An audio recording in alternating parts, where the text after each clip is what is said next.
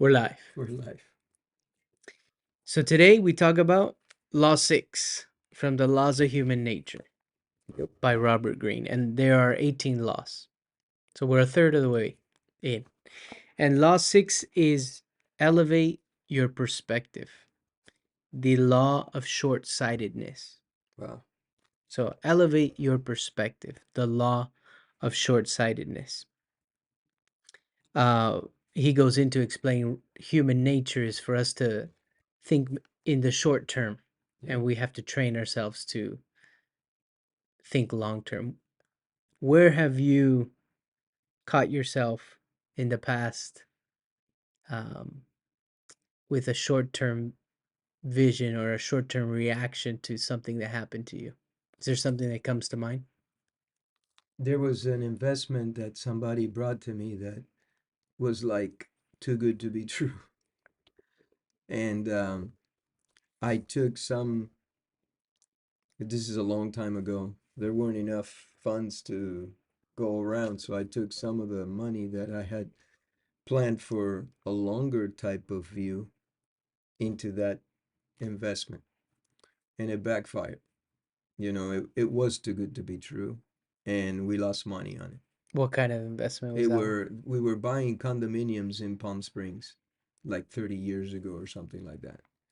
And it wasn't necessarily that the purchase was bad. What happened was that the group of people that ran it didn't run it well.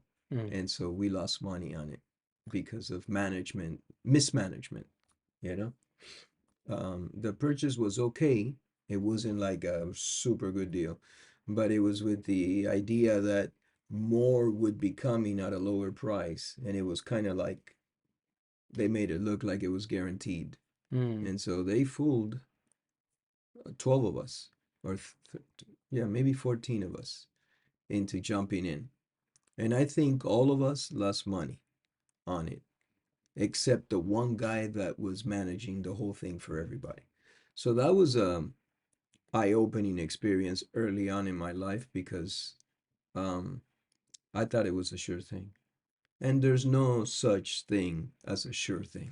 I also remember you talking about a stock that you were super into, and you got hurt on that one too. I got hurt on that too. I mean, we all make God. those mistakes. I think what Robert Greene's saying is when it sounds too good to be true, when the return is too great in the short term, you need to back up and reanalyze it. Because Yeah. when you look at history, it shows you that it doesn't, things don't, there's no such thing as quick money. Yeah, there isn't. I mean, You can get lucky. There's such a thing as getting lucky. okay. Okay, but there's no. In fact, he's talking about I like metaphors and he's talking about climb that mountain. So when you're at the base of the mountain, your vision is askew. You can't see too much. But Yeah. as you're climbing up the mountain, then you're able to see the entire, field and everything, right? And so you see things much differently. You can see the hills, the river, whatever, that you cannot see when you're at the bottom. Right. And then he equates that with time. You need time to climb up the mountain and get a feel for the view. So he's telling you, hey, short term, not good. And there is no, I hesitated a little bit, but there is no quick money making scheme. No, It's like the people that I've seen that are able to, like, in real estate you see a lot flippers, right, and flippers are looking for a big return. right. um in terms of a return on your money, some of them are looking for, like, from what I understand, 50% return on your money, or it can go up to that high, maybe 25%, 30% within 6 8 months, something like that. Okay. Now, experienced flippers, it seems that they're able to do that. But then you get a non-experienced person who wants to get into it, and they end up getting burned. And so it's too good to be true. Something there is missing. Maybe the experienced person has done it so many times that they know how to spot a good deal and a bad deal and how to maneuver, because in the short term I just think it's very risky. Same with like what's it called, day trading, or you know, a few months ago we were talking to a gentleman that was day trading and he was loving it. And then a few weeks ago we met that same person. He's like, I'm done day trading. I don't know if you remember, because No, I uh don't know who you're talking about, he got tired but of seeing the potential, the money that he had potentially made but not sold yet, just gone. wow. So No, it's brutal. yeah, Day trading is brutal. I think in the long term, I really, this resonated with me. Elevate your perspective, because we had a meeting last week with a gentleman, a business owner who's in the card trading business, Oh yeah, and he was explaining that when you buy somebody's, let's say, baseball card, not only do you need to trust the person you're buying from, but you need to trust that they are did their due diligence in who they bought from. Because he was explaining a situation that he bought a card from somebody he trusted, but then went to resell it, and it ended up being a stolen card, and the police confiscated it. Eventually you have to turn it in and all that, so he would lose money on that. for sure. But it wasn't his fault, you would say, because he bought it from somebody he trusted. The problem was that that person he trusted bought it from somebody who had stolen the card. And they saw, looking back, they saw signs that it was a little funny. They needed quick cash. They were kind of nervous about it, right? Yeah. And those are the things that what we were talking about with this business owner was, it's very short-sighted for somebody to try to sell you a card that they know was either stolen, or a card that they covered up maybe the defects of it to hide it from you. It's short-sighted because you're never going to buy from that person again. Not only that, and another thing that he said, because now I know who you're talking about.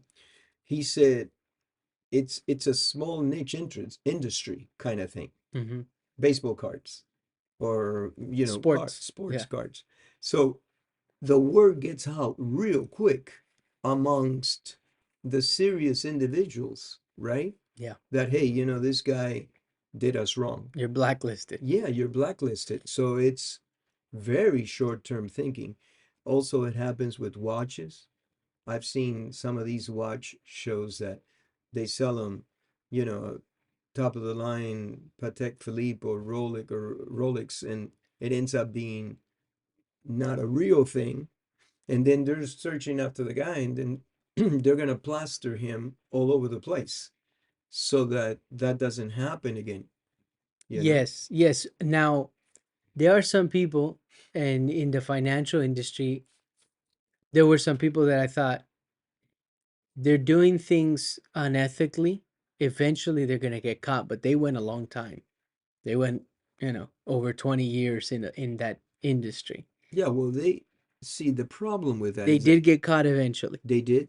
They did. Okay, well, they hurt a lot of people They hurt a lot potentially of people. because if they're doing unethical things, they're only thinking about themselves, right? And we as salesmen know um, if you really, really want to do a good service for your client, you got to put your client before yourself. Right. There's no doubt about it.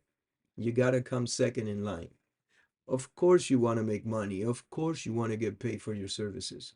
But if you're offering something that's not needed, that sale's not going to stick Right. because that client doesn't need it. Yeah. Or if you pressure You somebody into a pressure situation. somebody into it. Now, the other thing I thought interesting about this law is not only about getting, and he explains, Sir John Blunt, how he created this debt scheme, right? The South Right, Sea Company, right. um, which basically he got the debt from the King of England, Yes, um, and he turned that into uh, shares that could be purchased, correct. and the value of those shares was increasing because it was called the South Sea Company, and so Yes. people were excited about it. Robert Greene even quotes that Sir Isaac Newton, even fell into it, Yeah. the scheme, and put his money and eventually loses He it. came out, He he doubled his first, money first and I think he got something like 20,000 pounds. And I think he then, went from 7,000 to 14. He yes, you're doubled right. it. And then he put in 14 plus another six. He lost 20,000 pounds at the end because, it just went kaput. By the way, we're in that same mess right now today That's with our own government. See, that's the interesting thing is that We're in the same mess, Mike, right now. so 2008, because see, that's the thing. I was not familiar with the South Sea Company, Okay. right? But the message I got from it was all the rave behind it. It reminded me of Bitcoin, like Oh, all the rave behind it. But then you can say the same thing about 2008. What happened that everybody thought that um, the housing market was never going to crash. right. And look at us today.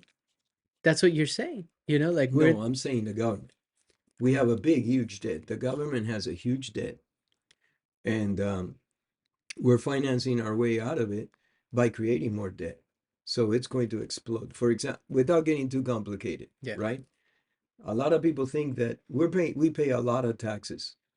Okay? When I say we, I mean American citizens that own businesses, American citizens that are in the middle class, everybody that's working with a W-2, all you have to do is look at it. We're paying a ton of taxes. Everybody thinks that the taxes is funding the government. But in reality, what's funding the government is treasury bonds. Okay? And who buys most of the treasury bonds? The feds. And how do they buy them? They have the ability to print money out of thin air. So they're printing money to buy treasury bonds. And what is the backing for this purchase? The treasury bonds. So it's money being created out of thin air to buy As okay, paper so and more paper. And so it's a bubble. a treasury bond, It's a bubble that's going to eventually pop. so a It treasury cannot bond, continue. just to make sure I got it, is a bond is an IOU, right? Right, You're buying debt, right. right? So So they're buying, they're buying treasury bonds with money that they've printed out of thin air. got it. And they're using the treasury bonds as backup, which is also paper. So it's And so paper buying paper, and you continue to do that. and then citizens will buy treasury bonds because it's a guaranteed rate Yeah, but or most of the bonds are bought by the Fed. oh, okay. Yeah. Yes, I you're didn't know right. that. You can buy treasury Yeah, bonds. people can buy treasury Yeah, bonds and it's but seen as most of very them are bought by safe. the Feds. And that's how they're continuing to kick that bucket forward or the box forward. So you think that this is It's going to happen again to us. short-sighted, that Oh, for sure. eventually it's not gonna work anymore. What? This idea of the Fed buying. Of course not. So Yeah, you think every single fiat money has destroyed itself. There's no backing. In the old days, we had gold yeah, backing the. yeah. We're getting off the. We We're are, getting but off the but law, but the yeah, re the but reason that this is it's important is because like the South Sea Company, um, like Bitcoin, these are things that and like the debt that we have in the oh, it's United States, huge. these are things that a lot of people there's a lot of rave and so they get excited to buy Bitcoin, for example, Right. or get excited to buy shares in the South Sea Company, and it ended up being nothing. You're buying nothing because the shares were based on debt, but they're not selling any product. There's Correct. no trade involved, and that's the thing that I think we can learn from it is that um, I do see what you're saying about it's dangerous when there's no backing to the dollar. Uh, there's there's no It's all paper. yeah, it's all It's papers. all paper. It's just Yeah.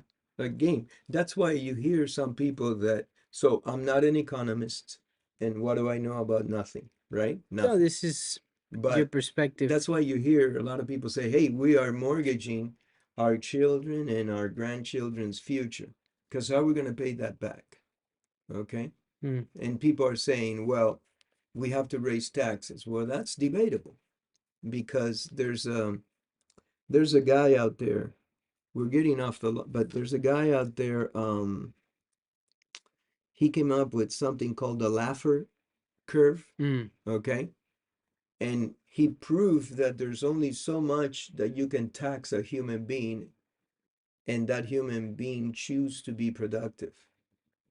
Interesting. Yeah, and he actually created what's called the Laffer curve, I think. Mm. You guys look it up. That's an interesting concept. So how much can you charge? How much can you tax someone? Because a tax, they're taking money away from you that you're generating through revenue, through your hard work. Right. And you have to pay the government this amount of tax, which is huge in some cases. Huge. Yeah. Okay.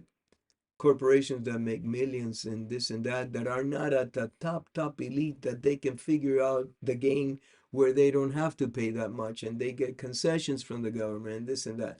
But I'm talking about the middle class and maybe the upper class, not the upper. And they're paying hundreds of thousands of dollars, right? Yeah. Like we talk to a lot of business owners in California, and they say I can't leave because my businesses are here. Okay. I'm tied here. But then you have the Elon Musk, and you have these huge corporations that they just close up shop and reopen in another state. They're able That's to what take off. that's what you're talking. I have a friend whose girlfriend works at a bank.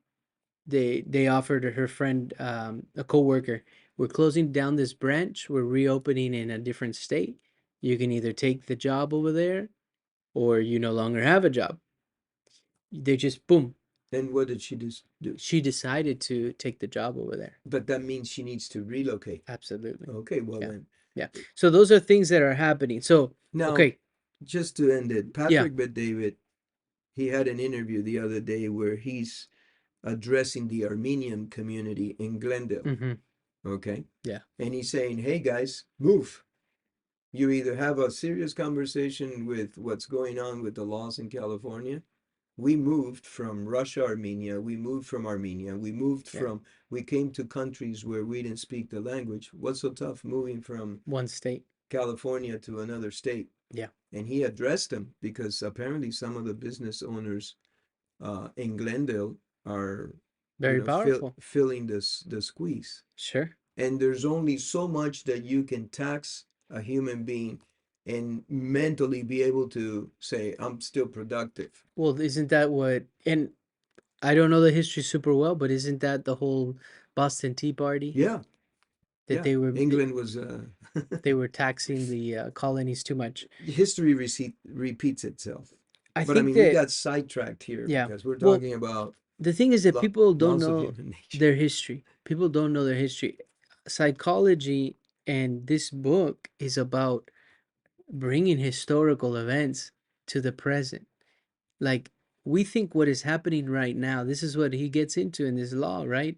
He thinks that the present, that's all that matters in the moment. You forget that when you bring in perspective, uh, when you bring in time Right. into the equation, you're gonna look at things differently. We've all done it.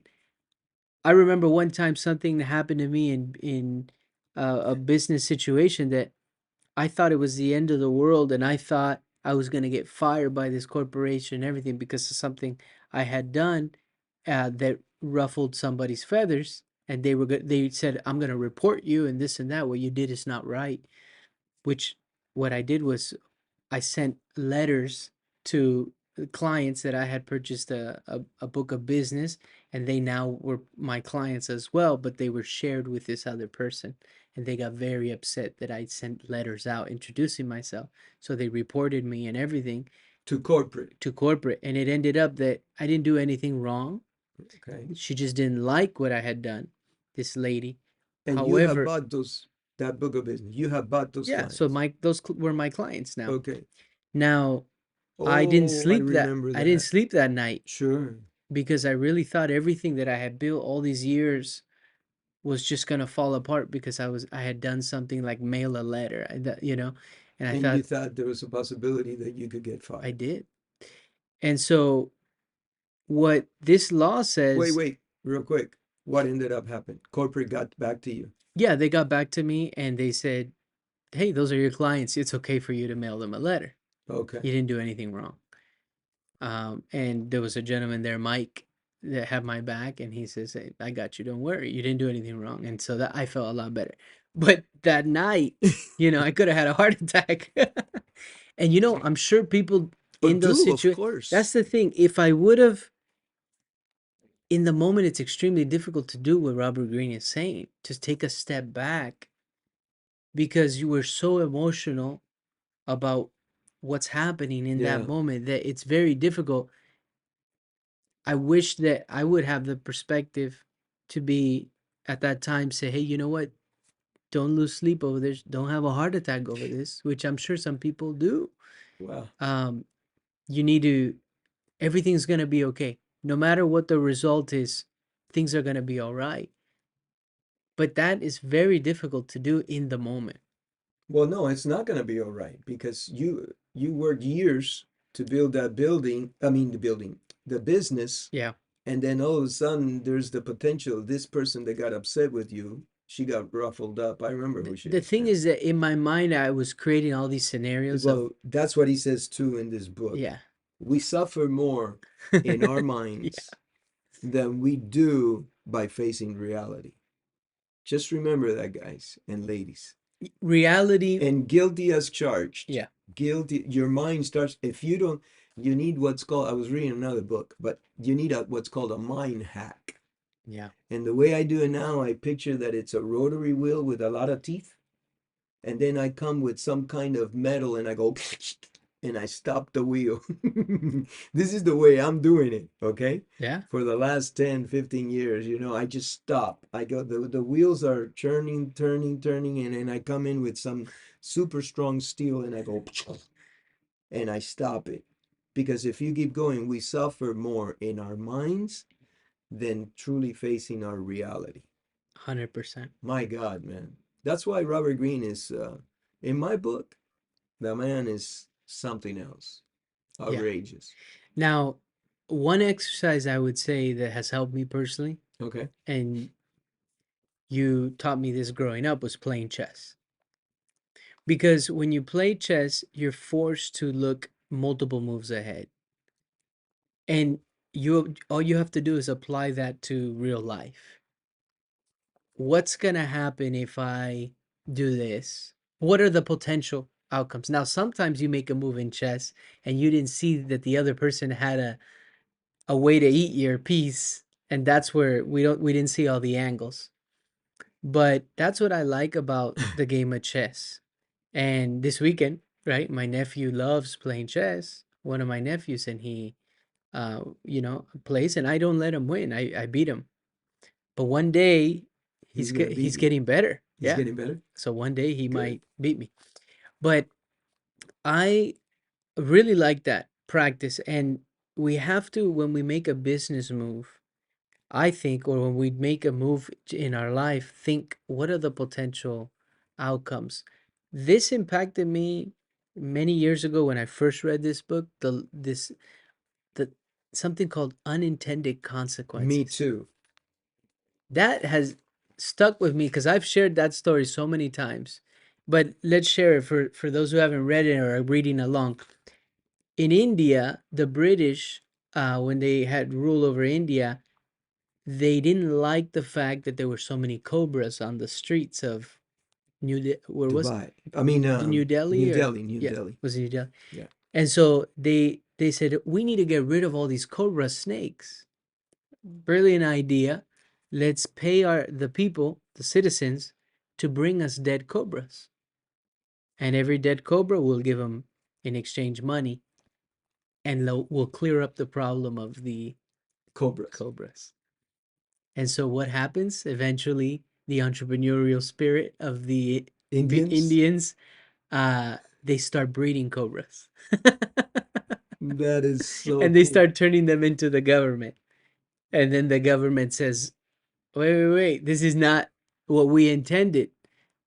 They cut off the paying off of the citizens. And what do the citizens do? They let out all the cobras that they were breeding. They got upset with the government. And it ended up being worse, the Three cobra problem. three times as much as the original problem. Now, that story, I love it because it's a perfect example of unintended consequences. And what he blames it to is you you you were lazy. You didn't think far enough ahead You didn't think of the potential outcomes or reactions to what you this decision was going to be, and you were lazy. That's what he blames it on. You didn't thoroughly think this thing through, and I like that a lot because I think that many times we react quickly with a decision of a reaction, and we are not realizing the potential unintended consequences. I mean, see, so it's a double-edged sword because a lot of times, for example, in real estate, you get a good deal that comes to you. You can't sit on it for a week and try to make a decision. Right. You need to analyze things quickly and make a decision within an hour, sometimes a couple of hours, you know? That's a good point. How do you know when How do you know when? to move How do you know quickly? when to pull the trigger? And so, it's a double-edged sword. You just have to do the best you can. I think that trying to keep your mind sharp and you read books or you listen to podcasts or try to learn something every day, especially in your field, to master your field, whatever you're in. Let's say you're a welder, okay? You concentrate on that and you become the best welder you possibly can. Because a good deal in real estate, as you well know, we had one that came up, we had the place in escrow within a couple of hours. And after we had that, all kinds of people started coming out of the woodwork because they were interested in that building. Yeah. Okay. You So have to move quickly, but I think a trained eye will see an opportunity and be able to move quickly, but it has to be a trained eye. so you have to be good in your field. Yeah. Like if you're a surgeon, um, Yeah. contractor, if you're a plumber, you have to be good in what you're doing. You have to be really good. But that's a good point. Differentiate when do you need time to think and step back, and when do you need to move very quickly. If it's a deal or an opportunity that It you won't come wait. across, it won't wait. It won't wait for you. But what about a decision like, you know, like the example he gives of Abraham Lincoln, that Abraham Lincoln, everybody around him was telling him to surrender or come to concessions Come to with the concessions. Yeah. Confederate Army because they weren't winning yet any battles. They didn't see victory. But Abe Lincoln stayed true to what he believed. Hey, we have a bigger army and we're going to eventually win. And I didn't know that story. He says that Robert Greene says that Abe Lincoln wrote an actual letter. Of concession to the South, Yeah. with And surrender. I don't know if it's the word surrender. Yeah, some sort of concession, and yeah, then for stopping the war and surrendering or whatever, and but then he hid the letter in his drawer. right, he felt bad that he had kind of like betrayed his own instinct because he felt that his instinct was right on the money, and he says, I feel bad about this, and then it just so happens that in the story it says a week later it was confirmed that the North was winning, by a big, huge battle. I forget the name of the general, but Yeah. Ulysses S. Grant, I think. no, No? no, it's a real long name. Oh, Grant did good too, but it was a real long name. yeah. And So he almost, and so that's if he would have given those concessions, right? History would have been very different oh, today. absolutely, But he decided, hey, he wrote the letter and he hid it. he And kept it in I his didn't drawer. know that. Yeah, But yeah, so when in life do we continue down our pursuit when everybody's telling us you should probably stop that, or you should change that, or you should, when do you listen to those people and when do you hear them out, which is what he said. Abe Lincoln heard everybody out and then stuck to or made his own decision. He didn't just take what people were telling him and react and do those things. He would, I guess, take their advice, but then he would still come up with his own decision. yeah. I remember when you were trying to sell your business, I came and told you you're making a mistake. Remember that? Yeah. Okay. So when you listen to people, some of their advice may influence your decision.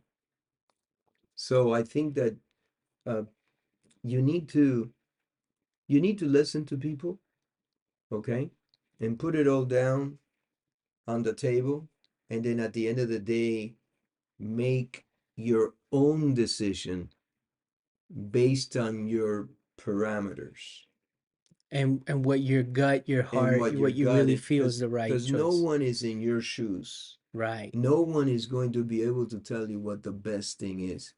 And I'm your father and I love you and I told you you're making a mistake and I was wrong. See? So had you followed my advice, you would have lost quite a bit of time, effort, not to speak of money. The money would have been gone. And I had the best of intentions, right? Yeah. But yet I was wrong. And that was a teaching moment for me because I was not involved in your business to the level that you were.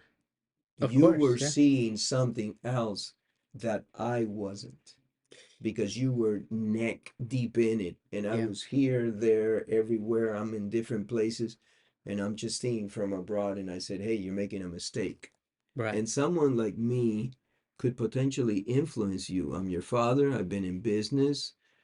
I've made mistakes, but I've been successful. So you could have said, oh man, the old man says don't do it, this and that, whatever. But yeah, you stuck to your guns and you sold it because Yeah. you saw something that I didn't do. And I think that goes for everybody. You listen, Well, put it on the table, and then stay true to your core and make your own decisions. you know, I ac- what I did was I thought, do I see myself here in the long term? I really try to live by this. I try to live by a long-term type of approach. Make um I rather make $1 a day than forever than a chunk of cash today, and that's it. Like I like the idea of building some sort of long-term wealth. That's where my mind is at, and I saw in that company that I was with no long-term vision because a lot of the leadership was making decisions and the morale of the other financial guys was very low, Yeah, and I saw this is not a place of growth. So that was part of my decision making. You know, um, I also like this concept of strategic versus tactical. yeah, What Robert Greene is saying that a tactician is reacting to the circumstances that are occurring right there, but a strategist will always win yeah, in the long term. Um, and then he actually quotes one of the 48 laws of power, which is win through your actions, not your words. right. And so that's what a strategist will do. It's a very cool um, concept. This idea of thinking, elevating our perspective, thinking long term, and but it again, it's difficult in the moment, especially when emotions are involved, like something called the fear of missing out, FOMO. Everybody's participating in this investment and it seems like it's a great investment, or Well, everybody's that's push. what happened to the scientist that lost the 20,000 pounds. What was his name? Isaac Newton, Isaac Newton. That's what happened to him. He said, oh my God, I have to get he in. had FOMO in the He made a comment later 1700s. on. He says, I can figure out the path of planets mathematically, but I can't figure out the craziness of human beings or something like that. I'm Yeah, destroying it, but yeah, something along those lines, that yeah, there's irrationality and emotions flying and we get pulled in. yeah, we do. We get pulled in. Yeah. The other thing that, I have read this before, like you, Hmm. and by the way, that thing with India, it's called the Cobra effect. Oh, okay. Okay. And they cite it because, I'm always telling my family when I make a decision and it doesn't go with what some of the family members think it should be, Mm, I say, well, you know what? My intentions are noble. Mm. Okay, I'm doing this. Well, he destroys it in the book. Yeah. This intentions are noble is a lot of baloney because he says good intentions. You have good intentions, so you should have good results. Well, let me tell you, this leads a lot to the Cobra effect because people with the noblest of intentions often are blinded by the feelings of self-righteousness and often don't consider the complex and malevolent motivations of others. Yeah. I'm telling you, Mike, this guy, Robert Greene, he is something else. So he destroys this. Oh, I'm in a good place. I'm coming from a good place. I'm got good intentions. No, good intentions are not good enough, Mm-mm. you know. And you see it in politicians, you know. They're blinded by feelings of self-righteousness, yours truly included. You think you're doing good. So what's to stop you? Well, the results are gonna demolish you. The results are not gonna be good. It's usually leads to a Cobra effect.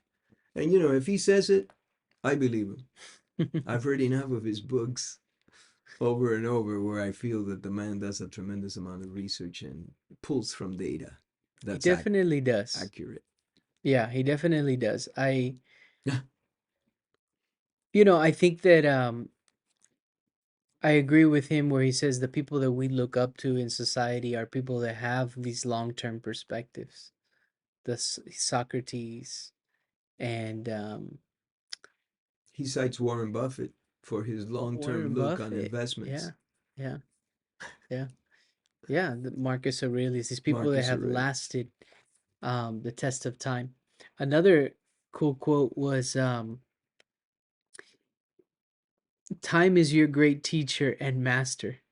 Passage of time. Look at the passage of time as an ally. How do you take that? Because you talk a lot about time and you talk a lot about that you have less time on here than let's say me, which we don't know, right? We actually don't know that Well, the because law of numbers will prove me right.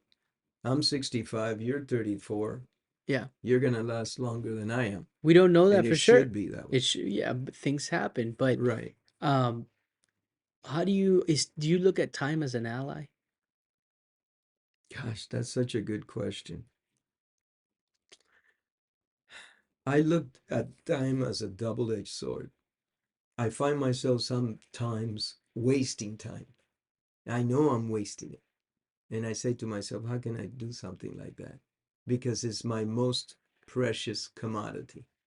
If you listen to the Stoics, they're telling you that every minute that passes, you're closer to death. You're not getting any younger, right? And so every minute, every hour, every day. And for me, they're flying by. They're just flying by. And so, we continue to get older. And so I see time as a double-edged sword. I don't see it like, he says time isn't your ally because with time you get the wisdom that you didn't have before. Right, But then the other guy that's arguing against him says, yeah, but you lose your youth. Can you have your wisdom and your youth at the same time? You know? So it gets into a very philosophical type of thing. But to put it out there, I try to use my time as effectively as possible. And fortunately, we're in a position that we we hang with people that we like, that are like-minded, that are moving forward. Like I said, that are on the on position, right? And their juices are flowing. They're creating. I think that people that are creating all the time, um, their life is much more useful. And keep in mind, you need to give back too, and improve and better everybody that's around you. and even further if you can. So that's the idea. I think what you do Before you know well, it, it's gone, Mike. yeah, I think what you do well is delegate. And a lot of people in business don't know how to do this. And we were just talking about a gentleman that we think is, we don't know how he does it because he's doing so many things. Or at least it appears that way. Maybe he delegates. However, you eventually will burn out, but you don't have freedom of time when you're doing that. Well, he surprises me all the time because he does a tremendous amount of things and he still spends time with his family. Right. You know, he makes it, he Makes it a niches point. out a, yeah, he niches out a, a portion in his week, in his month to spend time with his family. And he does spend a lot of time, It's a good point. Yeah. you know. Yeah. But it's like you say, you have to be impulsive about it, Intentional. intentional about it. Yeah. That's it. You have to be Yeah. intentional about it. Yeah.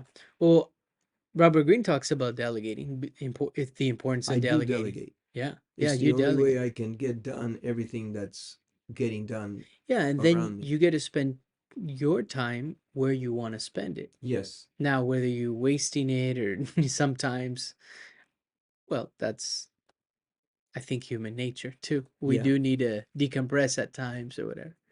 But but you do delegate a lot, A and that's lot. one thing a I lot of do. people have. I've noticed other business owners, some of them very, very successful business owners, but they don't have freedom of time. They seem to be tied to their business. Um, Maybe that's just in their nature too. They have to be involved in everything, but that's not strategic. You don't want to be involved in every single decision of every single thing. That is correct. I don't want all the details. Yeah. I don't want all the details. I say that sometimes to your brother, you know? He wants to give you He every wants to give me lay it all all the out. details and all the layout. And I understand Yeah. because he's going to make a decision. He wants me to know all the details because the decision is going to affect the outcome, right? Yeah. Um, but I don't want to know all the details, you know? They're I not, don't have time for it. no, just the ones that maybe are crucial in making a decision or Right. something. So my mind is focused on resolving a problem. Mm-hmm. And so I ask, let me please ask you a couple of questions.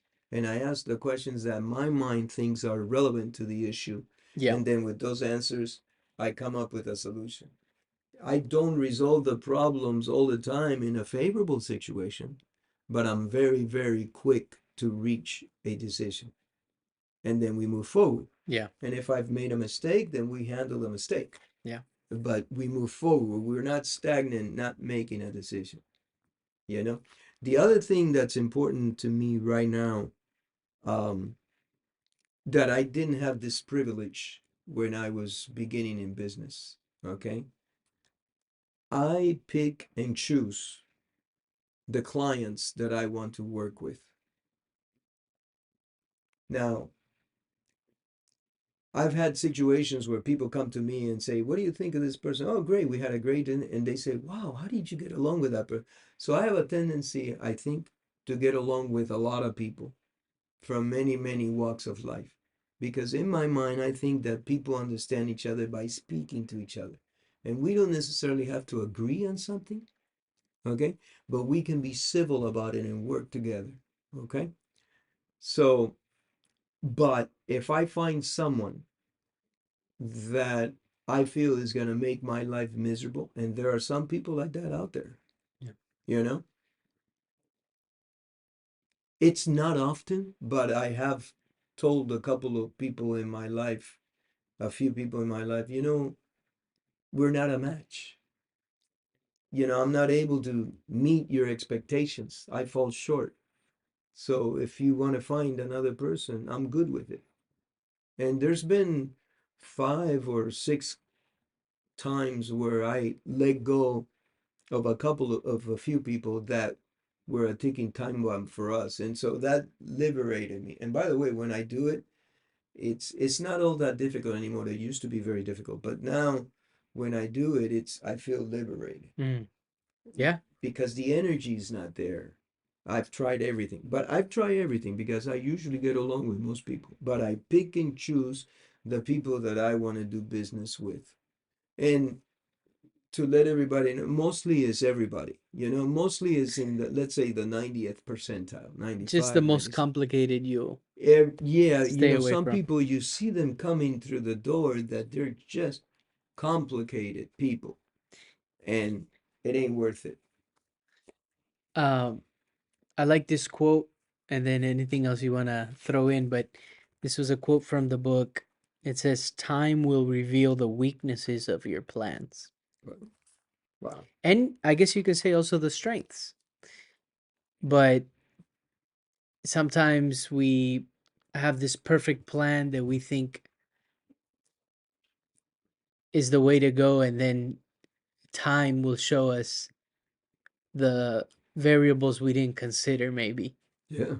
And that resonates with me because that's why I think the that quote, that famous quote is, these things stood the test of time, the Yes. test of time, because time will reveal whether that had weaknesses and was going to fall apart, or it actually could stay true. Yeah, like he cites the King Philip II. Mm-hmm. He decided to go to war with the Turks, Mm-hmm. and he spent 18 years in that war. Yeah. Okay. And that was a big mistake because they accredit that to the downfall of the colonial empire of Spain. Wow. It weakened Spain so much, that war with it. Not only that, there were other things. Okay. But he spent 18 years, the time, 18 years fighting the Turks and going into debt.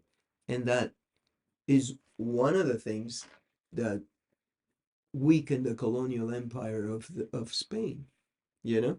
So absolutely, time will reveal your weakness The or the weak. strength of your plan. Yeah, Yeah. I love it. I mean, he's got stuff like that you hear and you go, oh, wait, I need a few hours to think Yeah. about this. No, this is, and it's good because, day to day, with we can apply these are things we can apply, these laws. Yeah.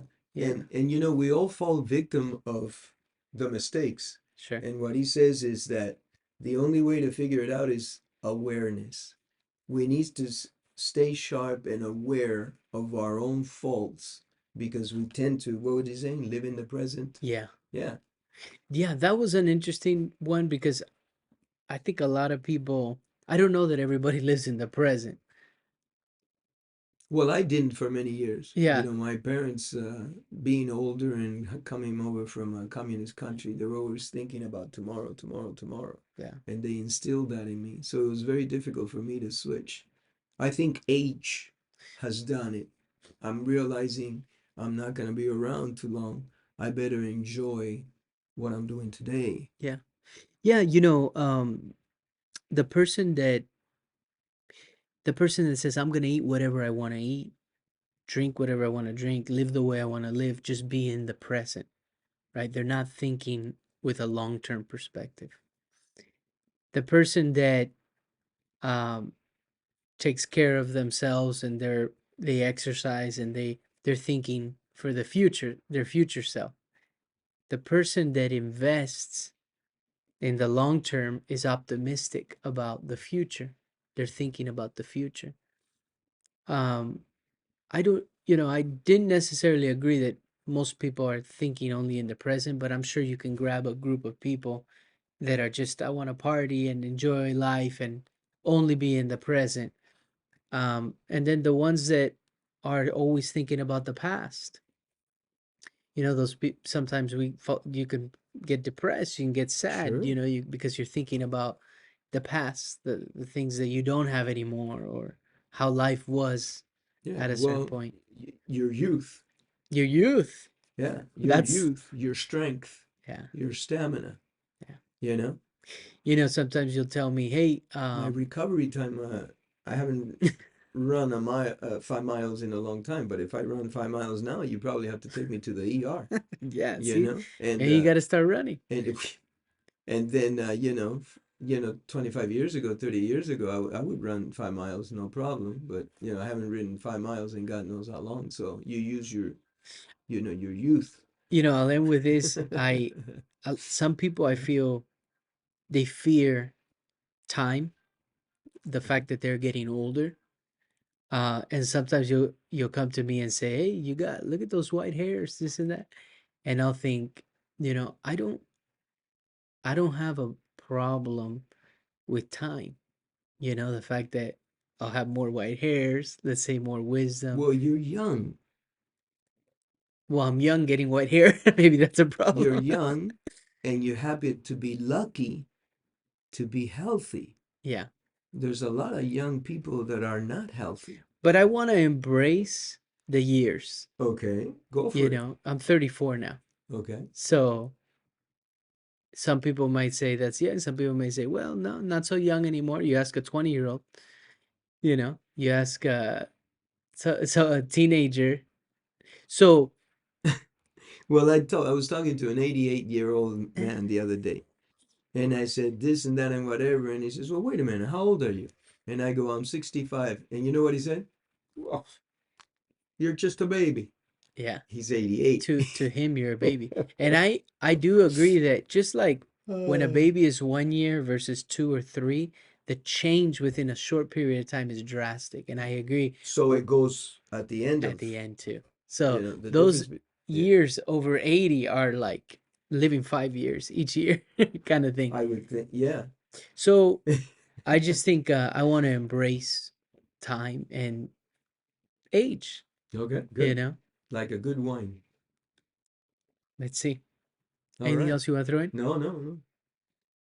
This was a good one. This is a good one. All right. Thanks.